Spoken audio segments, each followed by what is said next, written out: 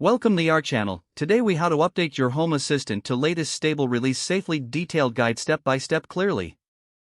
To update your Home Assistant to the latest stable release safely, start by backing up your current configuration. Access your Home Assistant interface. Go to the configuration menu and click on Backups. Select Create Backup and choose a name for your backup file. Wait for the backup process to complete, then download the backup file for safe storage. Next, check the current version of your Home Assistant. Click on the Supervisor panel, then select the dashboard. Here, you can see the current version listed at the top. Now, visit the official Home Assistant Release Notes page. Review the latest stable release notes for any important changes or breaking updates. Once you are informed, return to the Supervisor panel in your Home Assistant. Locate the Dashboard tab where you can find the Update option.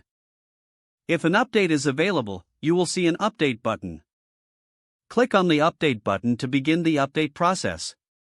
Monitor the update progress displayed on your screen. Do not interrupt the update process until it completes. Once the update is finished, your Home Assistant will restart automatically. After the restart, verify that the update was successful. Check the version number again in the Supervisor dashboard. Test your automations and integrations to ensure everything is functioning properly. If you encounter issues, restore your backup from the configuration menu.